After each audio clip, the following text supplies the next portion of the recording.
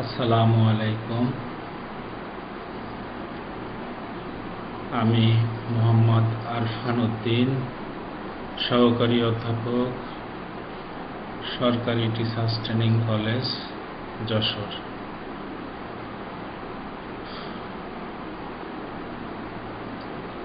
আজ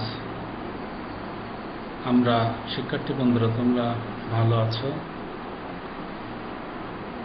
আজ বিএড অনার্সের 8 সেমিস্টারের এনভায়রনমেন্ট এডুকেশন ইউনিট 5-এর জলবায়ু পরিবর্তন ও বৈশ্বিক উষ্ণায়ন, climate change and global warming নিয়ে আমরা কথা বলব। তোমরা তোমাদের খাতায় আজকের টপিকটা লিখে নাও। আজকের পাঠ শেষে আমরা যে বিষয়গুলো বলতে পারব: জলবায়ু পরিবর্তন ও বৈশ্বিক উষ্ণায়ন কি তা বলতে পারবে, জলবায়ু পরিবর্তন ও বৈশ্বিক উষ্ণায়নের কারণসমূহ চিহ্নিত করতে পারবে, জলবায়ু পরিবর্তন ও বৈশ্বিক উষ্ণায়নের ফলাফল বর্ণনা করতে পারবে, জলবায়ু পরিবর্তন ও বৈশ্বিক উষ্ণায়নের প্রভাব বিশ্লেষণ করতে পারবে।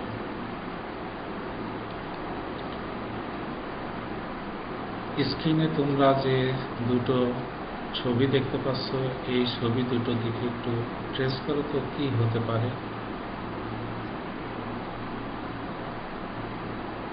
নিশ্চয় ট্রেস করতে পেরেছ।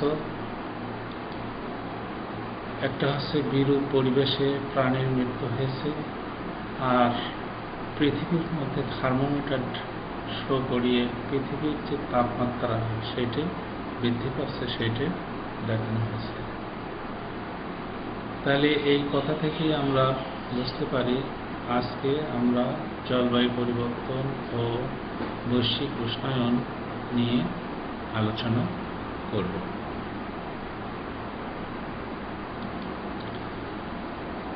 তোমরা কি বলতে পারো জলবায়ু পরিবর্তন ও বৈশ্বিক উষ্ণায়ন কি? জলবায়ু পরিবর্তন হল বিজ্ঞানীদের মতে বহুকাল আগে থেকে জলবায়ুর পরিবর্তন ঘটে চলেছে। পৃথিবীর সকল শক্তির মূলেই রয়েছে সূর্য। সূর্যের আলো ও তাপ পৃথিবীর সকল প্রাণীর জীবন ধারণে সাহায্য করে। পৃথিবীতে প্রতিদিন যে সূর্য কিরণ পৌঁছায় ভূপৃষ্ঠ তা শোষণ করে। শোষিত সূর্য কিরণ আবার মহাশূন্যে বিকিরণ বা প্রতিফলিত হয়ে ফিরে যায়। এটাই প্রকৃতির নিয়ম। প্রকৃতির নিয়মের এই শোষণ বিকিরণ প্রক্রিয়ার মাধ্যমে কোনো ধরনের বাধা বা প্রতিবন্ধকতা সৃষ্টি হলেই জলবায়ুর পরিবর্তন ঘটে। আমরা জেনেছি জলবায়ু দীর্ঘ সময়ের পরিপ্রেক্ষিতে পরিবর্তিত হয়, কিন্তু এই পরিবর্তন যখন স্বল্প বা সাময়িক না হয়ে দীর্ঘমেয়াদী রূপ নেয় তখন তাকে জলবায়ু পরিবর্তন বলা যায়। উদাহরণস্বরূপ বলা যায় কোনো দেশের 1 বা 2 বছরের তাপমাত্রা বা জলবায়ুর অন্যান্য উপাদানের আমূল পরিবর্তনকে জলবায়ু পরিবর্তন বলা যাবে না, কারণ এটা দীর্ঘমেয়াদী নয়। আবহাওয়াটা হচ্ছে কোনো স্থানের স্বল্প সময়ের দৈনিক তাপমাত্রা, বায়ুর চাপ, বায়ুর আর্দ্রতা, বৃষ্টিপাত ইত্যাদির গড়কে আবহাওয়া বলে। আর জলবায়ু যেটা হবে সেটা 20-30 বছরের আবহাওয়ার গড়কে জলবায়ু বলে। জলবায়ু বৈশ্বিক উষ্ণায়ন গ্লোবাল ওয়ার্মিংটা কি? বৈশ্বিক উষ্ণায়ন হল জলবায়ু পরিবর্তনের একটি বিশেষ কারণ। সাধারণভাবে বৈশ্বিক উষ্ণায়ন বলতে বোঝায় পৃথিবীর বায়ুমণ্ডলের তাপমাত্রা বৃদ্ধি। গবেষণায় দেখা গেছে সাম্প্রতিক সময়ে পৃথিবীর তাপমাত্রা 0.3 থেকে 0.66 সেন্টিগ্রেড বৃদ্ধি পেয়েছে। ফলস্বরূপ পর্বতচূড়া ও মেরু অঞ্চলের বরফ গলে যাচ্ছে এবং সমুদ্রপৃষ্ঠের উচ্চতা বৃদ্ধি পাচ্ছে। মানবসৃষ্ট কর্মকাণ্ডের ফলে বায়ুমণ্ডলের গ্রিনহাউস গ্যাসের পরিমাণও বাড়ছে এবং এর ক্ষতিকর প্রভাবে বায়ুমণ্ডলীয় তাপের অনাকাঙ্ক্ষিত বৃদ্ধি ঘটছে, যাকে বৈশ্বিক উষ্ণায়ন বলে আখ্যায়িত করা হয়।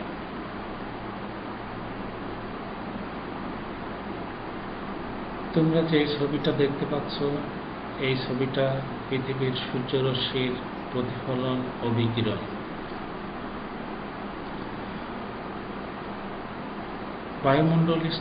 পৃথিবী এবং বায়ুমণ্ডলীয় স্তর ও ভূপৃষ্ঠ হতে নির্গত রশ্মি বায়ুমণ্ডলে প্রবেশ করছে। এই ছবিগুলো দেখতে পাচ্ছ।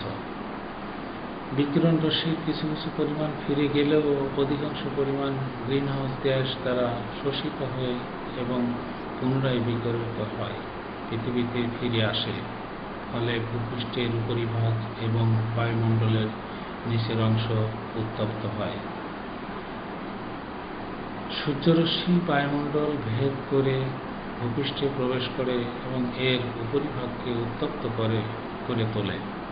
বিকিরণ রশ্মির অংশবিশেষ প্রতিফলিত হয়ে আবার ঊর্ধ্ব আকাশে ফিরে যায়।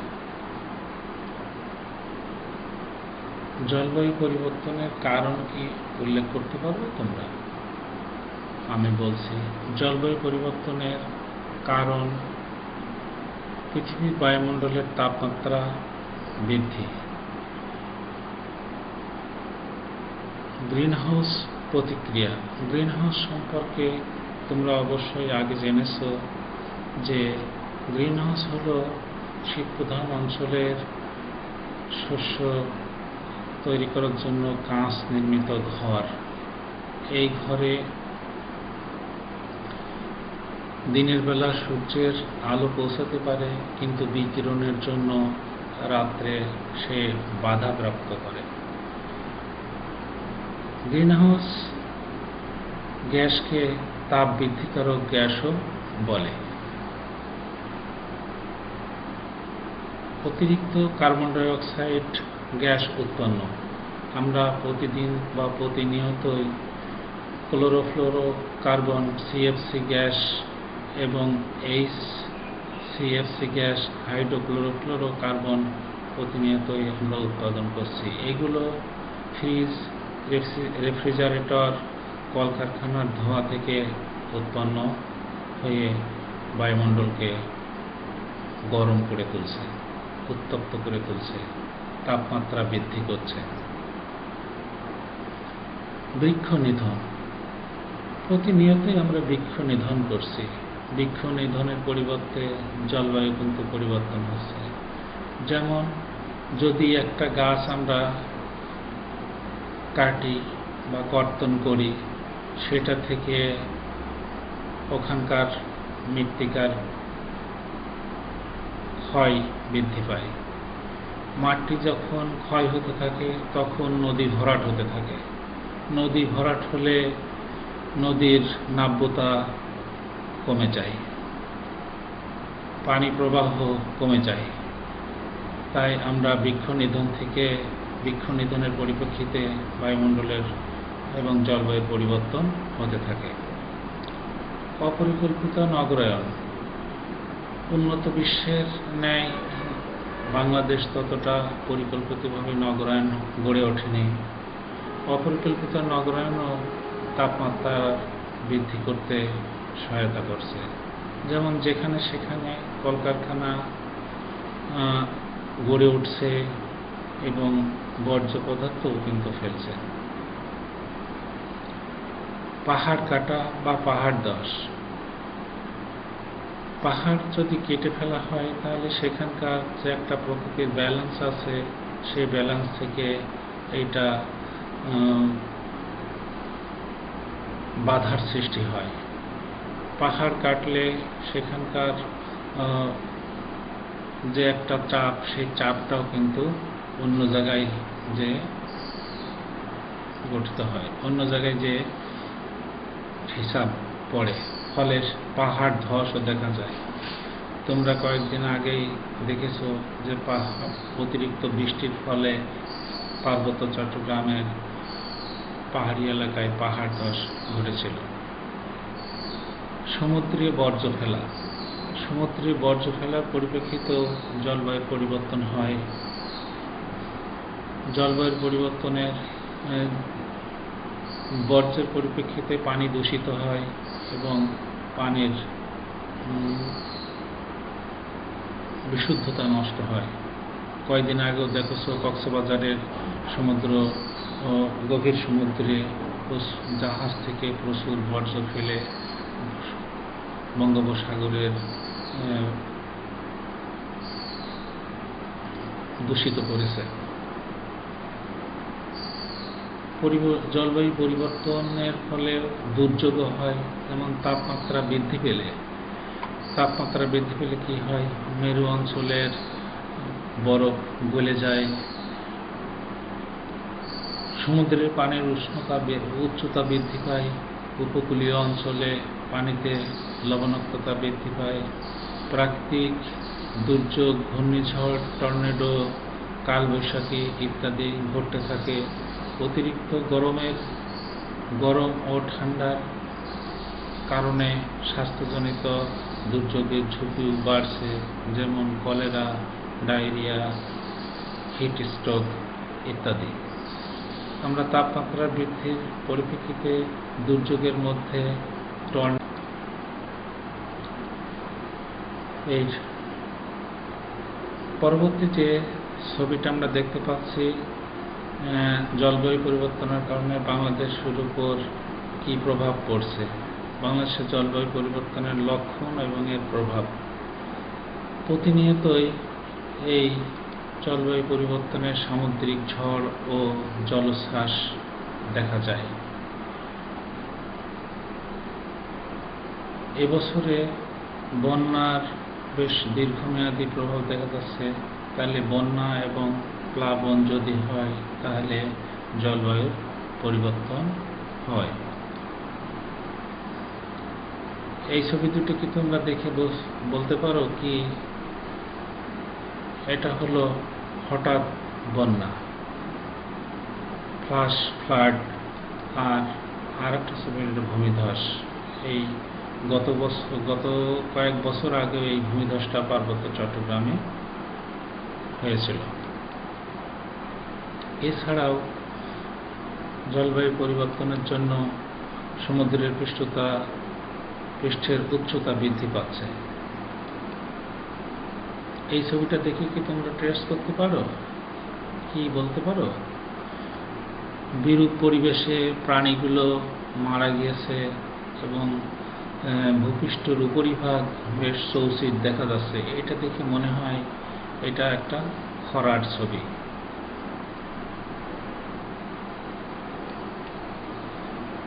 লবণাক্ততা, জমিতে লবণের পরিমাণ বৃদ্ধির ফলে সকল প্রকার ভূমির উর্বরতা হ্রাসকে লবণাক্ততা বলে। নদীর পানিতে লবণাক্ততার নিরাপদ মাত্রা হল 2 ডেসিমেল বা মিটার। পানিতে লবণের পরিমাণ বেশি হলে পরিবেশ ক্ষতিগ্রস্ত হয়। অপরিকল্পিত চিংড়ি চাষ, সম্প্রসারণ, পোস্তার সৃষ্টি, নদীর ভরাট, নদী ভাঙন ও জলাবদ্ধতা ব্যাপক বৃদ্ধির ফলে লবণাক্ততা বেড়ে যায়। বাংলাদেশের উপকূলীয় অঞ্চলে মানুষের জীবন ও জীবিকার আজ ভয়াবহ হুমকির মুখে।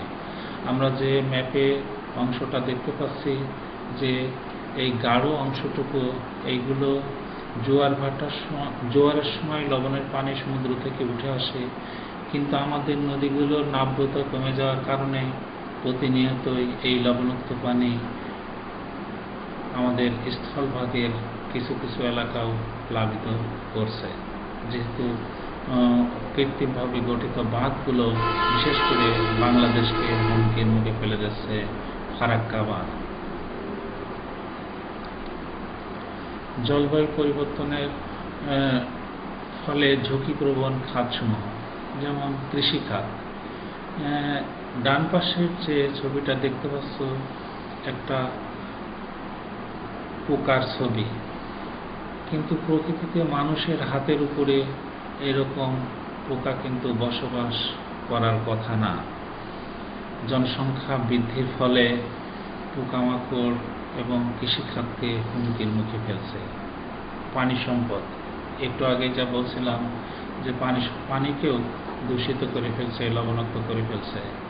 বিশেষ করে বাংলাদেশের দক্ষিণাঞ্চলে লবণাক্ততা এলাকা দিন দিন বেড়ে আরও উত্তর দিকে ধাবিত হচ্ছে। এমনকি খুলনার উত্তরাঞ্চল, গোপালগঞ্জ, ফরিদপুরের এবং চট্টগ্রামের বেশ কিছু অংশ লবণাক্ততা বৃদ্ধি করছে। স্বাস্থ্যখাত হুমকির সম্মুখীন। বর্তমান যে মহামারী করোনা ভাইরাসের কারণে প্রাণঘাতী এই ভাইরাস আমাদেরকে ব্যাপক প্রাণহানি ঘটাচ্ছে। এছাড়াও এই স্বাস্থ্যখাতকে চর্মরোগ এবং ডেঙ্গু ও চিকুনগুনিয়ার মতো রোগ হচ্ছে, এই জ্বরে আক্রান্ত হচ্ছে। এর প্রধান কারণ হলো এই মশা।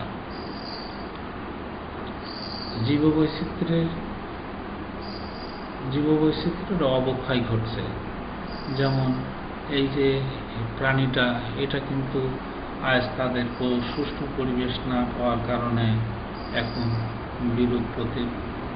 বিরূপ পরিবেশে তারা অবস্থান করছে। যেভাবে তাদের চলাফেরা করার কথা তারা কিন্তু চলতে পারছে না। এই যে ক্লাইমেট চেঞ্জ হচ্ছে, ক্লাইমেট চেঞ্জের পরিপ্রেক্ষিতে আমাদেরও একটু সচেতন হতে হবে। সচেতন না হলে আমরা টিকে থাকার জন্য হয়তো যথেষ্ট থাকবো না। ছবিটি দেখে আমরা বুঝতে পারছি যে যেসব এলাকায় প্লাবন হচ্ছে বা বন্যা হচ্ছে বা জলাবদ্ধতা হচ্ছে, সেই সব এলাকায় পরিবেশের সাথে আমাদেরকে অভিযোজন অর্থাৎ অ্যাডাপ্টেশন করে নিয়ে আমাদের ফসলের উৎপাদন করতে হবে। যেমন নৌকাতেও কৃষিকাজ হচ্ছে, পানির উপরেও কৃষিকাজ, শাকসবজি হচ্ছে। সেই জন্য আমাদেরকে নতুন পরিবেশে অভিযোজন করে নিতে হবে। আমরা স্লোলি ক্লাইমেট ডিসপারশনের মধ্যে দেখো, আমরা প্রিভেন্টিভের মধ্যে অর্থাৎ কলকারখানা, অতিরিক্ত গাড়ির ধোঁয়া, কলকারখানার ধোঁয়া, বায়োগ্যাস, এবং যদি আমরা সুষ্ঠু পরিকল্পিতভাবে বনায়ন করি, তাহলে আমরা এই অবস্থা থেকে নিষ্কৃতি পেতে পারি।